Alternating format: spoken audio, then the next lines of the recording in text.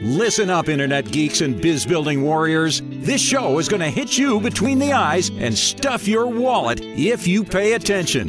It's time to step away from the keyboard and start putting some real money in the bank. Yes, I said it. Your internet business has less to do with pushing buttons on your pretty little keyboard and a whole lot more to do with something else entirely. I'll let Jim tell you about it. I have a phone call to make. Now, here's your host, Jim Cockrum.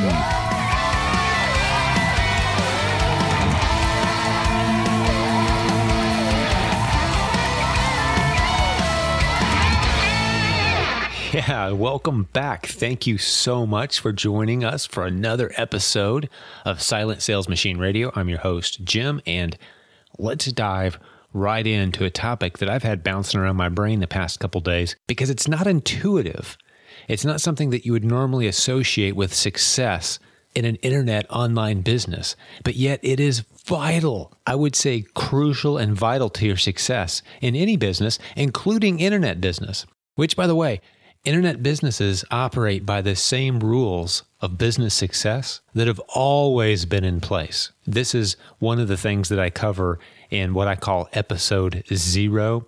If you're listening on iTunes, you may not even have heard episode 0 yet. Episode 0 was the initial podcast recording that I made, and I put it on silentjim.com. You can go over there and listen at your leisure or download it or check it out. It's not on iTunes, like I said, but basically I explain where my worldview comes from, the foundation of all of this business advice that I give. I'm unapologetically a Christian. I use the Bible as my guidebook for life and, yes, business success.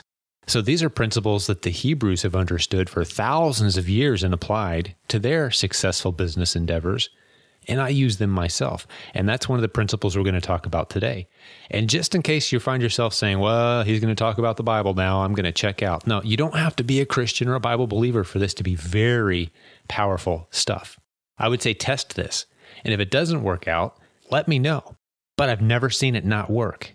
This is one of those strategies that if you're not using it, it will change your business very quickly. I talked a little bit about it in the first episode of this podcast, if you remember way back episode number 1, where I talked about the importance of relationships. And this isn't just an obvious little lesson about relationships. Yeah, Jim, I know relationships are important. This is some very specific things that you should and could be doing that will revolutionize your business. Let me just illustrate with another story. I'm going to bring up a name that I've already brought up a couple other times.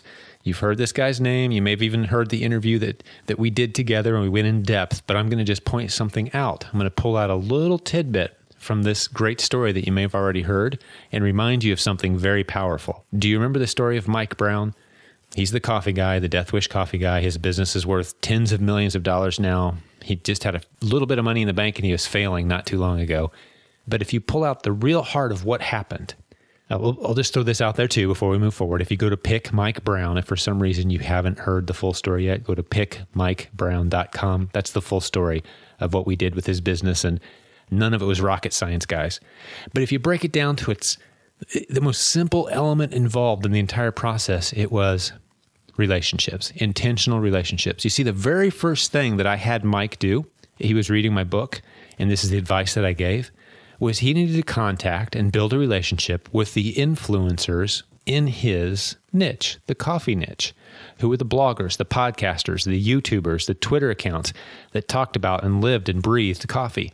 And then don't build fake relationships with those people. Build very real, genuine relationships with those people. If possible, meet with them face to face even. See, those are your kind of people.